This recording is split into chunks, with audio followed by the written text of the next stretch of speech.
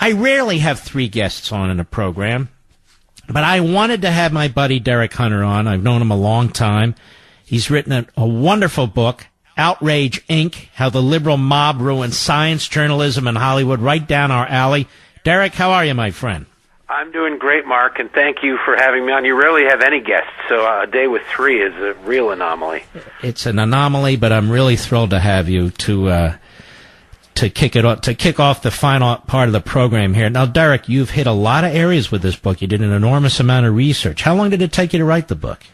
It took me about 9 months to do it, but I've sort of been, I've been following media, and I remember you were from back in the Rush days when you were F. Lee Levin. Yes. And I've been doing research sort of my whole life, but to sit down and try and compile it into a book, it took about 8-9 months. It's real work, isn't it? Yeah, it is. I know why you say when I email you, like I'm in the middle of a book and you show a picture of your table just covered in paper. It really takes a lot of work. Now, you write about a lot of things that are actually happening, very prescient, but again, based on experience. All this talk about Hitler now, that's one of the things you actually point out in your book. When the left gets very angry and when they disagree with you, everybody's Hitler. They are. They live in a world where they can't make a case. If you opened up your phones and said, what are Democrats running on in November? You'd get 1,000 different answers, but no real sense of what Democrats are running on. It's because they're running on emotion. They want to keep people angry. They want to keep people afraid to stop them from thinking. And the Hitler button is the ultimate turning it up to 11. It demonizes your opponent, so people who are inclined to believe liberals will immediately tune out whatever that person says and label them as history's greatest monster. But where do you go in that debate? You can't have a discussion with anybody if they're comparing you to the greatest monster of the 20th century. It's not by accident, Mark. It's by design, because emotion overrides logic. I can feel as much empathy as I want for the children at the border, and that shouldn't change what is logically right, what is the letter of the law. You want to change the law, fine, but it shouldn't cause me to override and ignore the law just because I feel awful for these people. You take an excellent shot at, and you expose the media. The media, what are the media today? They are press secretaries with press credentials. They are stenographers. They are the fellow travelers. I mean, they don't even try to hide it anymore. Every day, Sarah Sanders takes on, they might as well be throwing rotten fruit at her in the White House press briefing. It's reached a point where it's not adversarial. They're not speaking truth to power. They're speaking one group's of powerful people's truth, even though truth is not subjective, at another group of people. They've become activists. And it's sad, because journalism is very important. It's how we get our information, but it has now become an active participant in the news. It's not just what they decide to cover, it's how they cover it. It's how long they cover it. A Republican scandal lingers on in the news for weeks on end. A Democratic scandal gets a casual mention on page 15. And then they walk away like a dealer at blackjack in Vegas. They clap their hands together, put them up, and say, oh, we've covered it. We're moving on.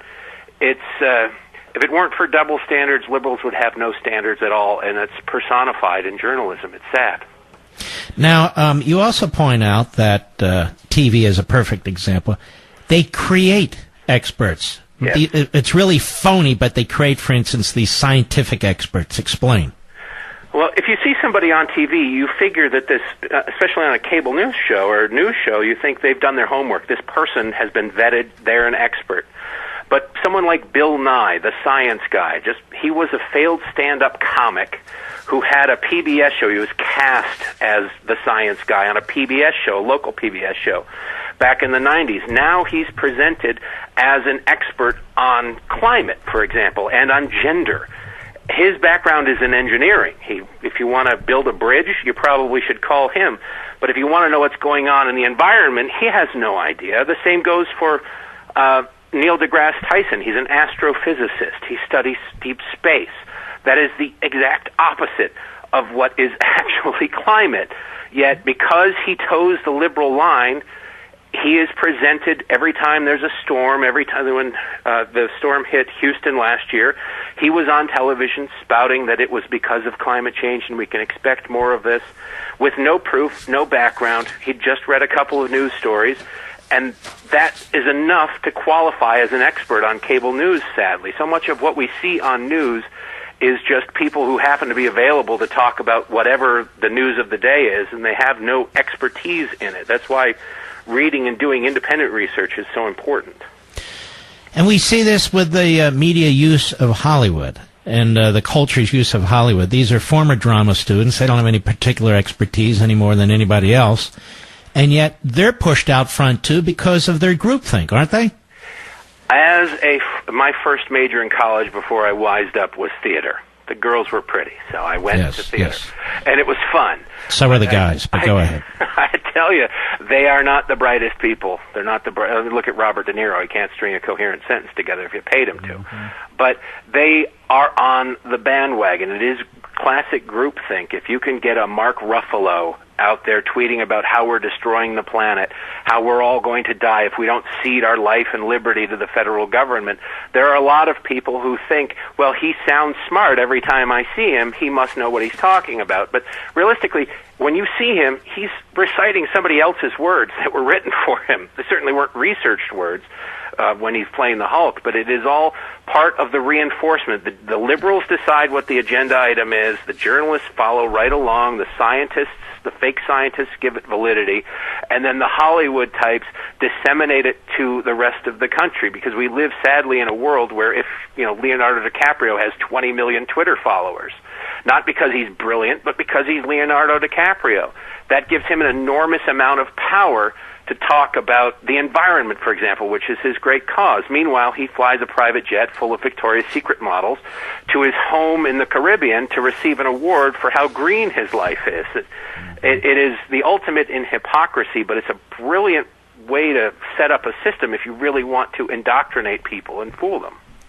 And, of course, one of the linchpins in this whole kind of aggregate that you write about is academia. Yes. And how that is incestuous. Explain. Well, you are not allowed to think differently in academia. You will never get tenure. You will get fired. Even if you stray, there's a professor at Evergreen State University up in Washington who made the mistake. He's a liberal professor. He'd been there a long time. He made the mistake of speaking out against the day of absence that the school had when the black students, it was a day to talk about race. And the black students said, we want... Wait a minute, isn't that every day? I know, no kidding. But they wanted the campus to themselves. They said that not only should the school shut down, but non-black, non-people of color should leave campus. If you want to have a discussion about race, go do it at the local Starbucks, get off campus. This professor said, that's not right. We should have a conversation with each other if we're going to have this conversation. I'll help facilitate it. It'll be civil. He couldn't have been nicer. He's a very liberal guy. He suddenly became history's greatest monster to the point that he couldn't walk to class anymore without being barraged by activist students.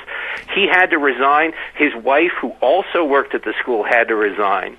Ultimately, the school had to pay him $500,000 in a settlement, and now the school is suffering a massive decline in enrollment because no one wants to go to these schools, because they see that if you dare stray, even if you're on their team, if you're not 100% on their team, if you're 99.9% on their team, that 0.1%, they'll come after you over. I'm sure the liberal media took this up, didn't they?